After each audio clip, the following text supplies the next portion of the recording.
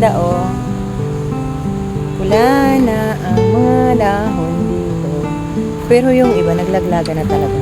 Yan, likod ko. By the way, nandito pala tayo sa Kungsgatan Park here in Malmo.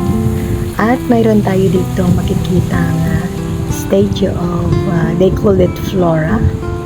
Ayan sa likod ko kung nakikita niyo.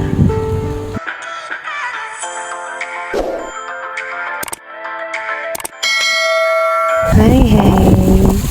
Andito ako ngayon sa park, dito sa Malmo, Sweden. Ayan, napakahangin ngayon. At tingnan nyo naman, ang daming dahon na naglaglagan dito sa harapan ko. Let's go, say go! Mag-explore tayo dito sa Malmo. For today's vlog, we're going to Kungsgatan Garden. Dito po yan sa Malmo, Sweden. Ayan. At bago tayo pupunta doon, syempre, mag-filming muna tayo dito ng mga nagagandahan nila at naglalaki niya mga building. Yan po pala ay school dito. Ayan. Alam niyo ba na nakikita ko lang ito noon sa mga pelikula ng ganitong building. Pero iba din yung building sa Pilipinas.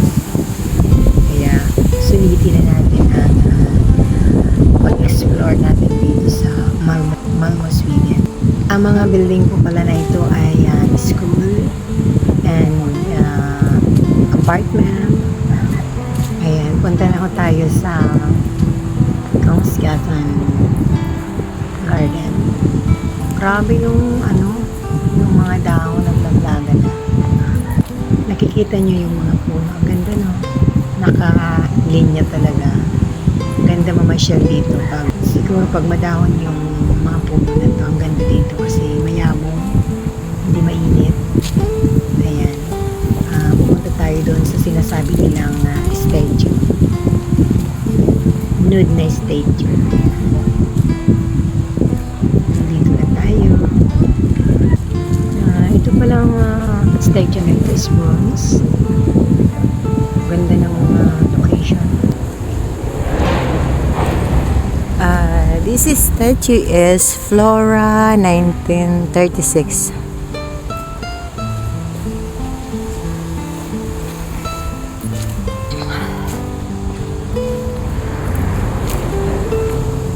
Naglaglagan ng mga dahon.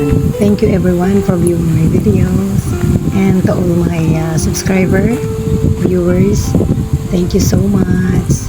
And for those who are new on my channel, please don't forget to subscribe, hit the like, comment, and share.